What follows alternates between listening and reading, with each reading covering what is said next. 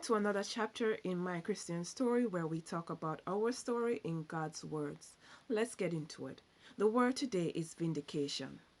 I was reading Acts, which is about Paul and how he was traveling and spreading the gospel with other disciples. One thing remained constant is that at some point the people who they were fellowshipping amongst, there would be some of them whom their presence and message would rub the wrong way, and they would have to end up leaving to another place, despite the fact that signs had followed what they had ministered, which gave true to what they preached about. They had to leave or face consequences of being punished.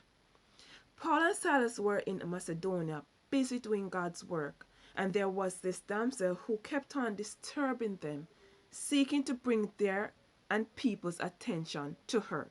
She was everywhere they went, doing the same thing, shouting out that Paul and Silas were servants of God.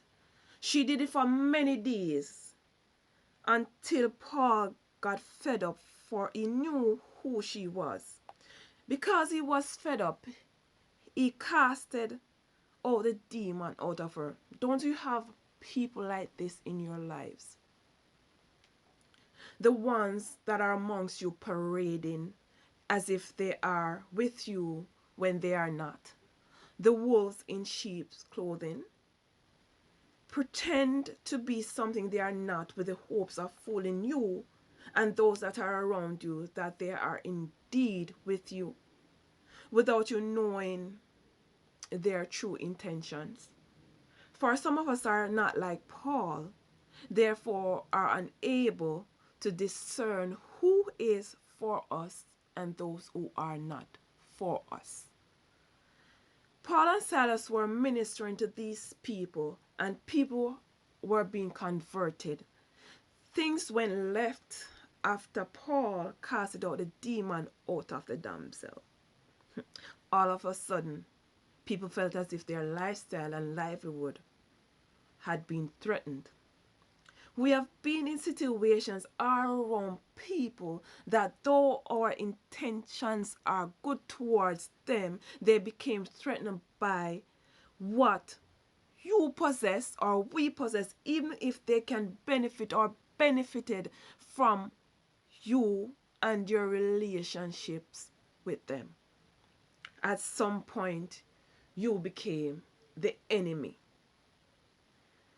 to not only the person, the wolf, yes, we're calling them the wolf, but to the rest of the gang, the BFF crew.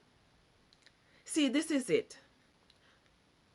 Now, you're going to tell me that I am there for you, helping you, being in your corner, and you look at me and your true feeling is that this heart I have opened up to you is what you want to destroy. So again, I cozy up to you and you lie in wait for the moment my guard is down or dropped, and like a snake you devoured me. Before I go any further, if you are the type to smile and pretend to be doing good but your heart isn't pure and just want to be seen, this is not for you. The damsel that was announcing who Paul was because you are in need of recognition, like how you did your good deeds, going above and beyond because you want to be seen as the one who was there, so one will feel obligated to you and you want the power.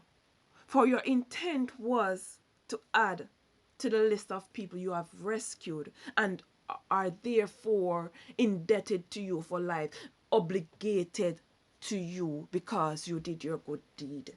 This, my damsel, is not for you. This is for people who look to people like you and think that you actually meant well.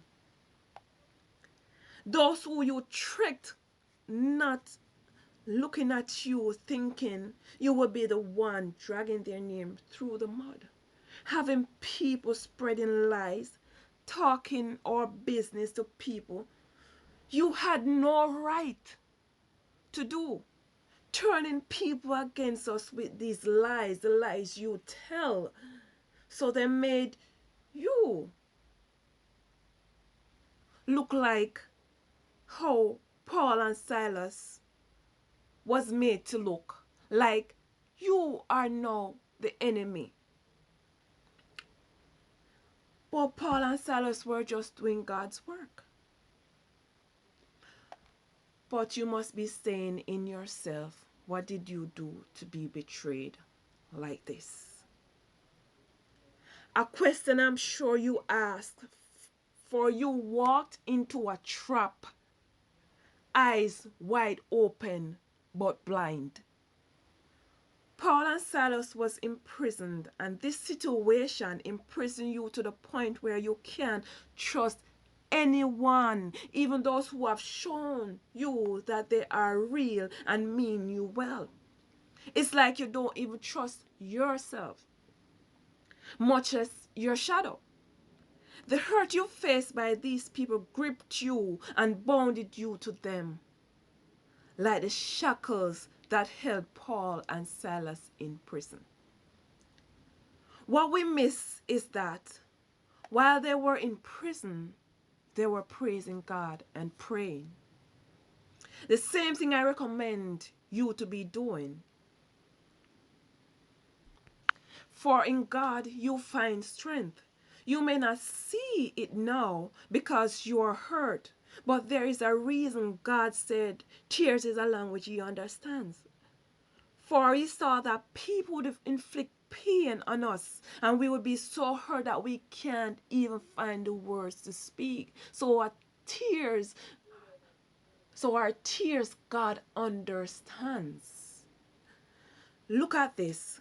God heard and saw Paul and Silas, that they were going through something, that they were locked up, and he released them from the shackles and opened the prison door. The people now saw that he was worshiping the true God, one who would rescue those who call him Father. Call on your Father. But sometimes God releases us, but we hold on like Paul, who decided that he wasn't going to leave until the people who placed him there came and released him.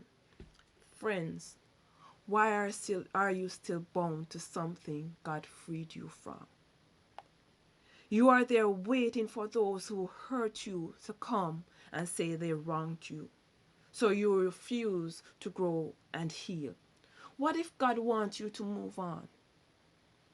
He said, vengeance is his, and he will make your enemies your footstool. Don't that seem that the same enemy who broke you will one day see that you were broken but not destroyed and is now healed? For what they wanted did not happen. You are so blessed. They can't figure it out. The reason the roles are reversed. Because they can't understand why you are still standing. For God took that pain, used it as fuel to push you in the dark so you can grow like a seed does. After it has been scattered, it produces fruit. In your pain, you developed your faith, for you had to lean on him. You changed from being the weak to having strength that you could teach others that the pain they are feeling now is temporary. It was as if God polished you, purified you, and like a potter, he took the broken vessel, pieced it back together, scratchless, but deep enough to contain your newfound strength. God came up on the other side of the mountain. He fought a silent battle for you. He didn't come and made the people who wronged you apologize or right the wrong they did. No, he did not. He made the damsel witness the power of God. For he resurrected you and made you whole. The battle they thought they had won, Paul waited too. And they came and they saw him freed. The chains they placed on him could not hold him, for he was within God's plan. Couldn't this be what God wants for you? See, God's timing is perfect. Live and don't be robbed of something God gave you, your peace, your strength. Also be reminded that your vindication may not come how you want it, but don't sit in the prison that God freed you from. My friends, let's take back our freedom. Let's be freed. Until next time, this is your girl T. I wish for you God's love.